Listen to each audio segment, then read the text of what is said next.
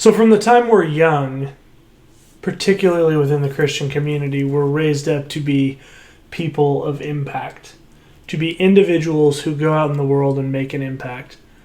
But what about creating families of impact? Let's get into that.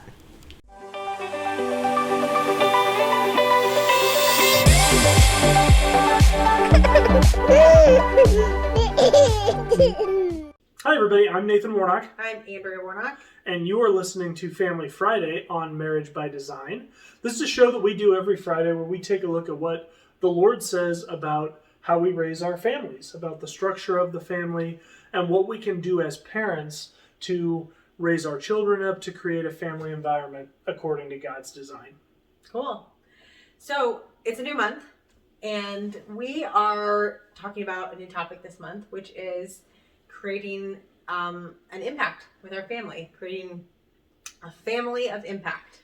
Right. So that may sound a little bit amorphous, and we'll certainly dig down deep into that starting here in a few minutes. But as we were thinking about this, it really strikes us that so many people are hyper focused on what does it mean to be a person of impact, right? I want to know my spiritual giftings. I want to know my personality types. I want to do the Enneagram thing, or I want to do the, personality assessment, or any of these number of tests and defining things that are out there to tell you, okay, how can you be the best person of impact?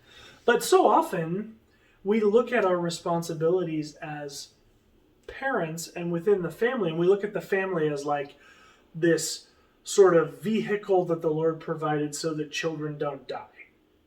Right? Like that's kind of the extent of how we think about our families. Is like, I love my wife and I'm really attracted to her, and so children are probably going to come out of that, and let's just make sure they survive and get are cared for and emotionally supported and raised with an understanding of who God is, and then they'll do all of the assessments and all of that and figure out what their impact's going to be, and they'll go. Mm-hmm. And tragically, so many families, I think, miss a real opportunity that the Lord provided to use the family unit as the thing that the Lord uses to impact those around them. And so that's really what we're going to talk about this month, is how can we be intentional as husbands and wives, mothers and fathers, at using our marriage to impact those around us. Because while we do Marriage Monday, certainly, the married couple is part of the family, right? It's the leading force of the family. Huh. And so you want to use your marriage to impact those around you. You also want to raise and position our children so that even as children, as part of the family, they can have an impact on those around us. And even your marriage, while you're living it out and raising children, is impacting your children. That's right. For in the future. I mean, guaranteed, your marriage is impacting your children now in ways that will affect the future. Yeah, no question. And a big part of that is, if you want to think of something really scary, overwhelming amount of the data shows that your little boy, your son, is going to be on the prowl looking for some woman that reminds him of his mother when he's looking for a wife. And your little girl's going to be on the prowl looking for a young man that reminds her of her dad. And you can get into all the weirdo Freud stuff. I'm not talking about that. I'm just talking about we are naturally attracted to what we know. And it's a convicting but fair question for us to ask ourselves. If my daughter shows up at our house with a little me 40 years from now when she starts dating, how am I going to feel about that?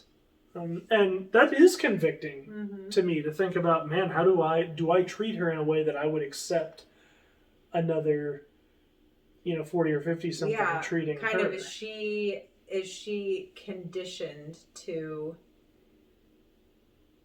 look for somebody that treats her well because that's what she's used to. Exactly. And if we're not careful, we'll end up talking about that for the next 25 minutes. So that's an important part, right? Right. How you raise your kids, and we're going to talk about that next week specifically. How do we prepare our family to be a family of impact? But this week, what we want to talk about is just kind of set this up a little bit, right? I mean, what is it? What are we talking about? Right. In the Christian community, we like to use fancy words like impact and, I didn't know that was a fancy word. Oh, it is. It is. Fancy. Every pastor you've ever had is ashamed of you right now. It's one of those Christianese words, right? We want to impact the people around us, right? It's strong. It's amazing. Is it grumpy? But no, it's not. It's the opposite of grumpy. Nathan's wearing, if you're just listening, Nathan's wearing a shirt with grumpy on it. Right. That's right. That's weirding me out. Anyway. So we want to talk a little bit about, is that even a thing, right? Is that something that I just made up, or is that biblical, that the family is shown as playing a key role in impacting those around us greater than just within the home? Sure. And then what does that look like? So we want to talk a little bit about what is it? What are we talking about here? What the Bible has to say about it. Yeah. Where can we find some examples in the Bible? Right. And then why is it important? Mm-hmm. Yep. So why don't you kick off with, as you have thought about this, as we've been planning to launch into this topic, what are you thinking about with regards to creating a family of impact? Oh, man. I think about, a lot of things. But as far as what is it, is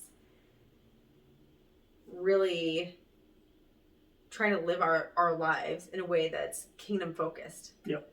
And not focused on the temporary, which is like a lot of things that we can get caught in is temporary. It's goes away when we die. Yeah, we don't take it with us, and so really YOLO.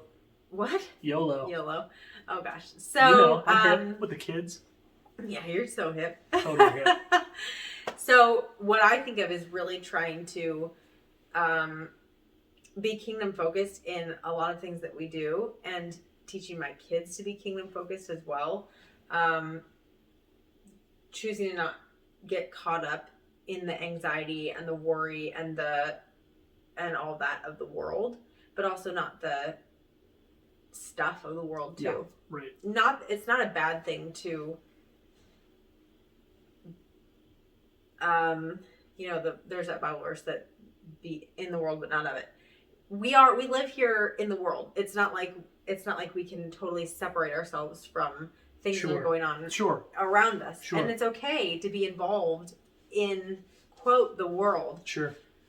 But to not set our identity in that. To not set our hope in that. To not set our self-worth in that. And all that, to really separate that stuff out from the world and allow that to be the Lord's and to be kingdom focused, and really trying to teach our kids in the ways of the Lord. And some of that too is just something that I'm always trying to grow in, and saying, okay, I'm going to be teaching my kids that, but it's up to them to choose it, Mm-hmm. And so I think that kind of lets off of the intensity of that, the intensity of the guilt, of that at times. But yeah, for me, it's just, what is it? It's like choosing to really set my ultimate sights on what's eternal. Yeah, it's good. For me, as I think about this, it really boils down to this. I don't know that there has ever been, I'm kind of a history nerd, and I don't know that there's ever been a time in recorded history of humanity that a group of people have ever needed godly examples of family more than right now. Yeah.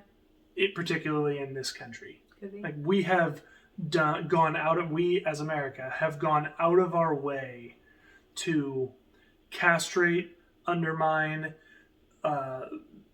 demoralize, pervert, and otherwise wreck the family unit. Mm. And so often we are so busy trying to get into ministry in our church and serve in this thing over here and serve in that thing over there, that what's missing is an entire generation of rock solid Christian families that are willing to be on display for other young Christians to see what does it mean to be a godly family. And that perpetuates itself over time. And what we need is a generation or two of families that have a renewed commitment to doing family well and allowing other people in to grow, to see that and to grow through being a part of that.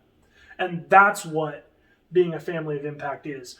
Planning our family in such a way that we're willing to have other people see it. And I don't just mean see what I want them to see on Sunday morning. That's the hang up. That can be the hang up. Well, I think that's partly what's destroyed the family is people saw, for 100 years in this country where a family might be a disaster, but they've all got polished shoes and a nice tie on Sunday morning. And meanwhile, people saw what was going on behind the scenes and they went, well, that's tough on that. Right? I don't need that whole God thing, because that just means I have to act a certain way when I'm around other people. Mm-hmm.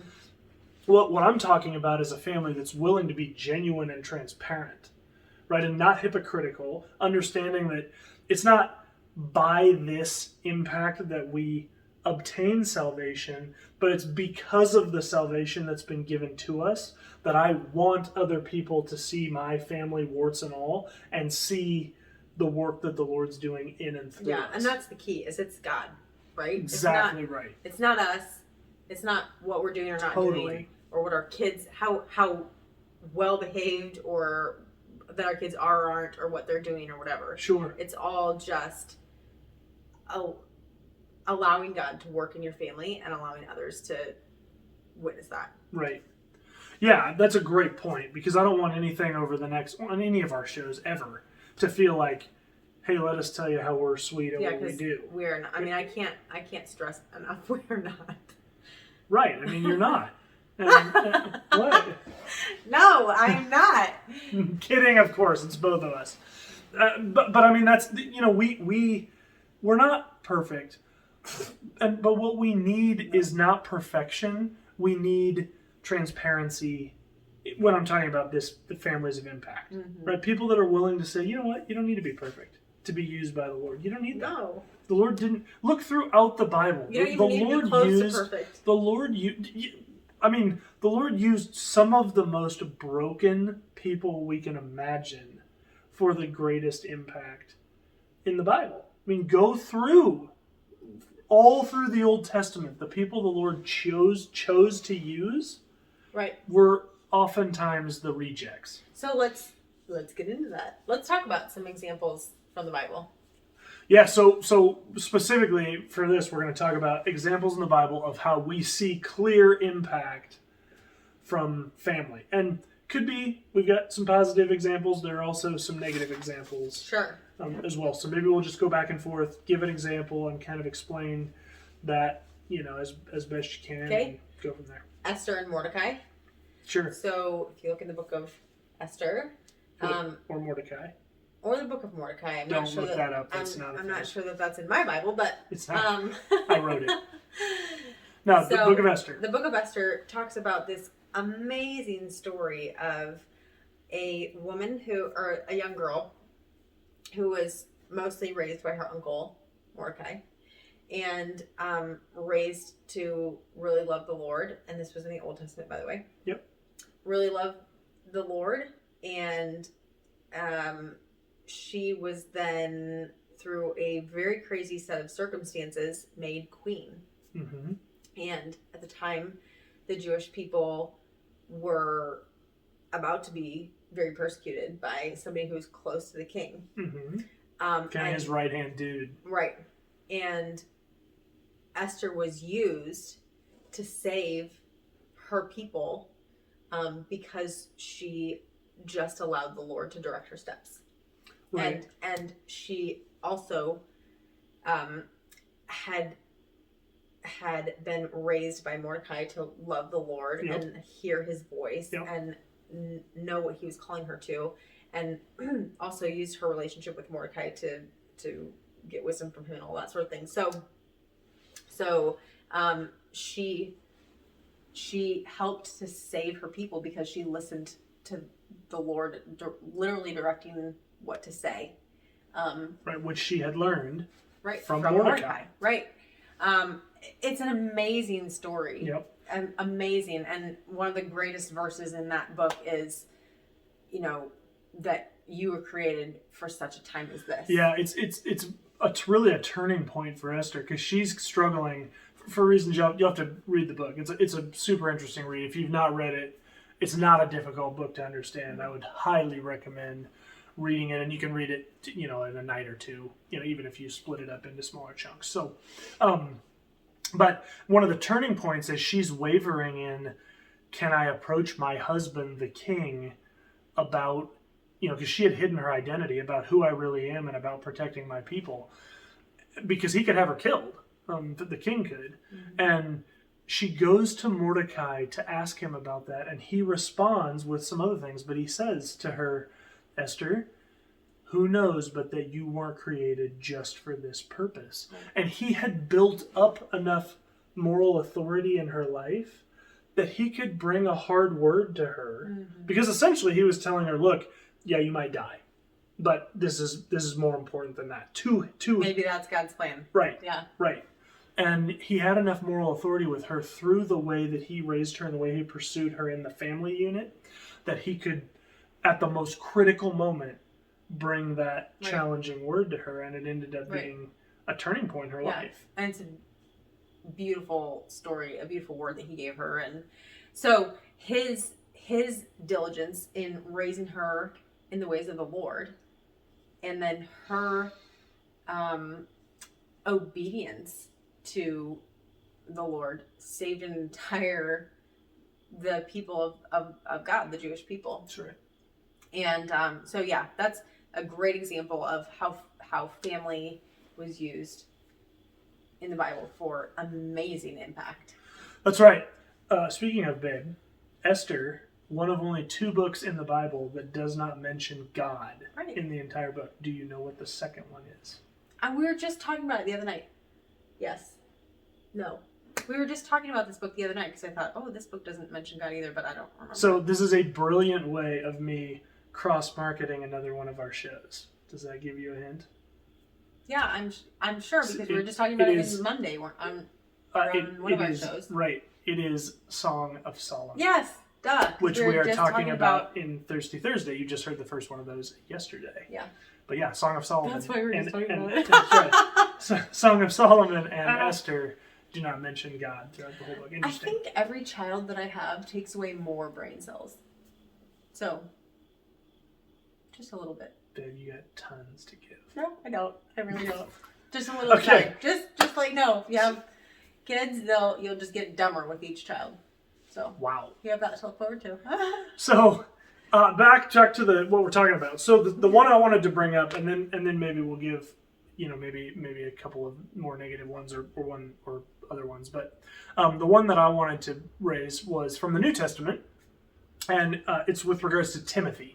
So if you know who Timothy is in the New Testament, he was a protege of Paul, the Apostle Paul. And he traveled quite a bit with Paul and was sort of the right-hand man of Paul that Paul dispatched out to various churches when Paul needed, some boots on the ground pastoring while Paul was in prison or otherwise, indisposed at pastoring a different church at the time, or doing missions to a different area of the country. So Timothy, huge impact. Massive impact in his both ministry to the early church and in his mission field to those around those early churches in Ephesus and kind of that area of the Middle East. And the Bible talks about how Timothy came to Christ, and you would think, man, around Paul probably got, some tent revival that Paul was having. See, that's a funny joke because Paul made tents. So it got, met Paul. Paul hit him with the gospel message as Paul did, and Timothy bowed his knee to the Lord. That's not how it happened. So the Bible talks about that Timothy had a grandmother named Lois. And not a ton is said about Lois, but what is said is that Lois directly was responsible for Timothy coming to Christ. And Timothy was a pretty young dude when he traveled around with Paul. Mm-hmm. So was probably a very young man, certainly a young man when Lois started speaking truth of the gospel message into his life, and as a result of that, he came to saving faith in Christ. Was undoubtedly discipled as an immature Christian by Lois.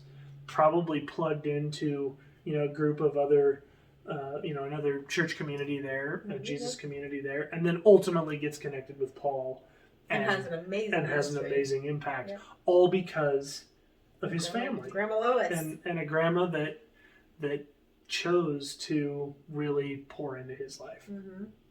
Yep, it's good. So you taking the other good one, or are you taking the bad one? I'll take Joseph. All right. So Joseph himself he makes a lot of good decisions and all that sort of thing, but his story kind of is an up and down one. So yep. Joseph was born into a family where lots of brothers, and his father showed a lot of favoritism. Yep. And his brothers were jealous of Joseph, so they threw him in a pit, and he ended up being separated. They thought he was dead. He ended up being separated from his family because he got taken by... He got sold by his brothers. Well, oh yes, that's right. He got sold by his brothers, taken to a different... the slave trade. Yes, taken to a different place, and very long, drawn-out story. But the place where his father and his brothers were located ended up... years later experiencing devastating famine. Yeah. And in Egypt, where Joseph ended up, he was serving in the king's court. He was like the second in command to the king. And he just kind of worked his way up. It's crazy. It was just God's favor. Yeah, and it was because he was an outsider. Right. And he went to jail before that, and then the Lord gave him the ability to interpret dreams. It's in the second half of Genesis. I'd encourage you to look it up. It's an incredible crazy story. But clearly by the Lord's favor, he ended up being second in command, very close to the king, and they were not experiencing famine in Egypt, and because of Joseph. Right.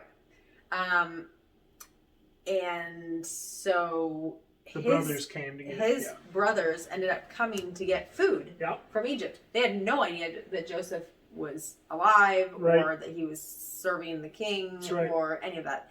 And they got to him, and they ended up realizing this is Joseph, and there's some other crazy things that happened, and there ended up being forgiveness that Joseph gave his brothers.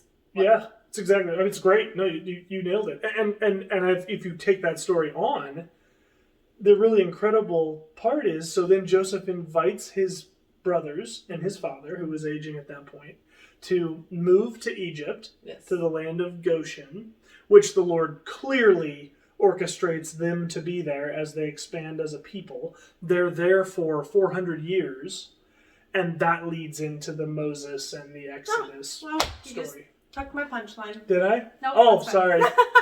That's all right. No, I'll edit that out so that while those words come out your mouth, it's moving.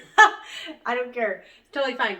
God used Joseph, even though he had such awful circumstances. God used his family, who did terrible things to him, but used his family to...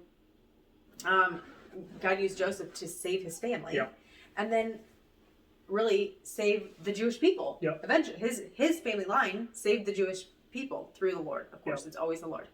But God has these plans, and it was maybe a 400-year plan. Yep. But God used Joseph, and Joseph's father knew the Lord, and And Joseph learned from that when he was younger, even though his father didn't do things right. Like we don't either. Right. We trust the Lord and know the Lord and want to teach that to our kids, but we do things the wrong way too. Right. So Joseph had that background to bring into the king's court and to grow his relationship with the Lord, to be able to eventually interpret dreams. God allowed him to do that because he remained close with the Lord, and which elevated him to that status in the king's court, and then saved his family. Yeah, and I want to just say one other thing about that to highlight this. Part of the reason why that story, I hope, is encouraging to you is because you may be listening to this, and I'm always cognizant of people that are listening to what we're saying going, man, I wish I'd have known that a decade ago. Right? Because maybe your kids are out of the house, or maybe your kids are more or less out of the house, right? They're mobile, they're teenagers, they're doing their own thing, and you go, man, I wish I would have really focused on building a family of impact when they were young. Jacob, Joseph's father, did not do that. I mean, he undoubtedly he taught his kids about Yahweh, God, and the Jewish ways, but Joseph was a clear favorite of his, the daughter of the wife whom he loved dearly, and so he doted on Joseph in front of his brothers, and ultimately built a huge amount of resentment up that ended in all of these horrible things they did to him. So Jacob didn't do it right by any stretch, but the Lord used that anyway, because Joseph did know from his father the truth about God, and he chose that as he got to be, as he matured. So don't discount the impact that your family can have, even if your family is a more mature family. Even if you don't have kids that maybe even are at home. We have some very dear friends of ours whose kids are all grown, married, and have kids of their own, and they just recently started doing just once a week Bible study with their kids and husbands and grandkids in their home once a week, just to connect and study what the Word of God says. I mean, they're not, you can build a family of impact even if your kids are old. Yeah, I can think of several just off the top of my head that really, really became impactful or turned things around when their kids were adult children, and they just invited their kids into that, and huge, massive change. It's good. Yeah, so there are also examples in the Bible, and we're going to camp out on this a ton. There are a number of examples, but one specifically, it was by a godly man. In fact, a man that God says was a man after God's own heart, which is quite the statement to be made about you for the Lord to say that David was a man after God's own heart. But David's family was a family of impact, but it was a family of horrible impact. And we don't know a ton about how David raised his family, so we don't even know a ton to be able to say, well, he let them watch way too much TV and play on their iPads, and then they turned out to be a wreck, right? I mean, we don't know a lot about, they probably weren't doing that, but we don't know a lot about how he raised them, other than he was so busy, and David was a man of war. He was so busy fighting and conquering and being involved in the civic issues of the Hebrew people that I just don't know that he was intentional at all in raising his family. And what he ended up with were bloodthirsty, rebellious, perverse, backstabbing children who had zero interest in either the Lord's will for their life or, frankly, their dad's well-being or his will for their life. And ended up with kids that did some of the most disturbing and horrible things you can think of. One of his kids tried to lead a rebellion against him, and he ended up kind of inadvertently having his own child murdered. I mean, it was bad. That's a negative family impact. That's a reality if we're not intentional. Yeah, and something we can get into in the later weeks, but we can have the best of intentions and be really doing too much, quote, too much to serve the Lord, and not focusing what we should on our own family. Yeah, so what do you mean by that? When you say serve the Lord? Well, yeah, outwardly, outside of our family. If we're neglecting our family in order to serve other people in the name for the Lord, that's not right either. So trying to do ministry or do a lot of great things, but neglecting your family at home isn't the right thing either. Yeah, one thing that we say that I think you're getting at here is you can be doing a lot of good things without doing a lot of God things. Mm-hmm. Or doing a lot of good things, but they're not the right things. But that's kind of what I mean, right? Like, there are things that God calls us to, right? And please don't understand what we're talking about this month to mean we don't do things outside of our family, because that's not true. I mean, for one thing, we're involved in marriage ministry at our church. That certainly takes time away from our family and doesn't involve our children, just to be clear. And we're involved in a number of things, but as we're going to be talking about in December this year, as we talk about natural family planning for 2021, is family planning for 2021. That's a part of what we talk about is, okay, the things we're involved in, do we still believe these to be things God has asked us to be involved in? Or are they just good things that we're doing? And you do a mix of both, right? There are things that I think you and I would say we're involved in, even at our church, that are good things that are not necessarily our calling, right? We're involved in ultimate calling. We're involved in them because our church said, hey, we need help in this area. And we went, man, we benefit from that area. So let's help out. Take away a lot of us from our family.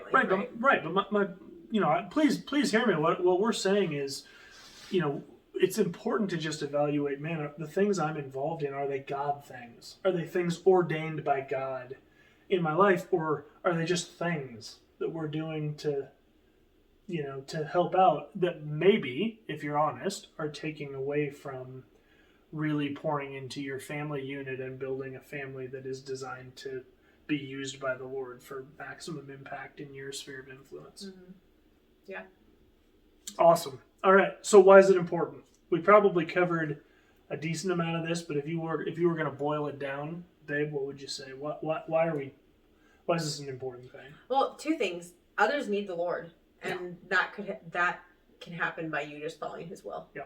And then another reason is because we need to be kingdom focused, like I was saying earlier, and not focused on the temporary things of the world. And so if we're working at just being a family of the Lord and desiring God's will and all that, then our focus changes from this world and everything in it, and getting worried about all the stuff of the world, and just caring about God and His calling on my life and our life as a family, and moving forward from that point of view. Yeah, right. That's great. As I think about this, in the end of Matthew, and what's referred to as the Great Commission, it's the end of Matthew 28, and it's where Jesus is telling His disciples, and what He tells them is, go and make disciples in all the nations, baptizing in the name of the Father, the Son, and the Holy Spirit.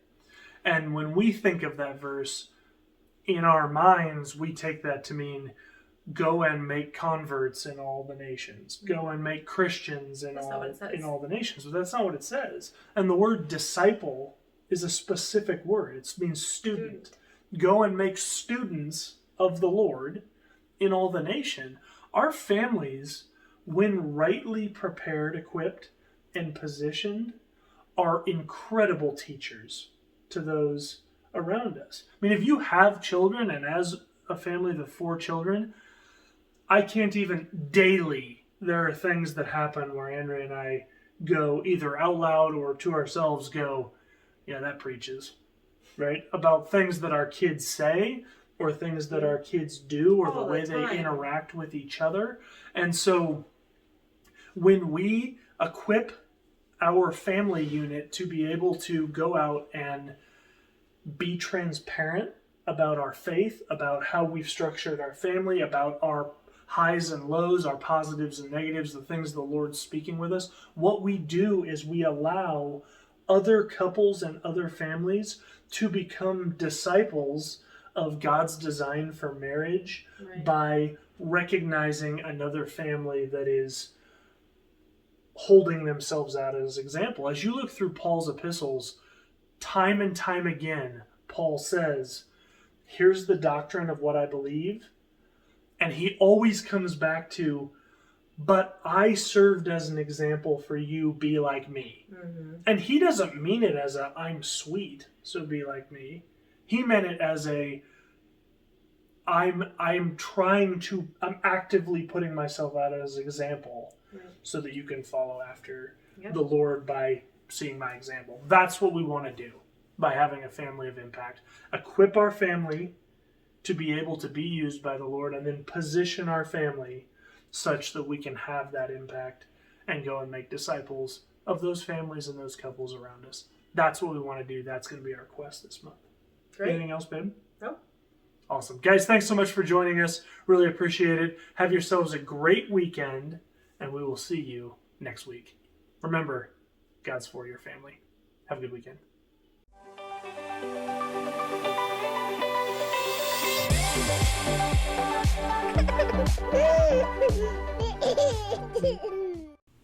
Hey, thanks for joining us on Marriage by Design. If you were impacted by this video, like it by hitting the thumbs up below.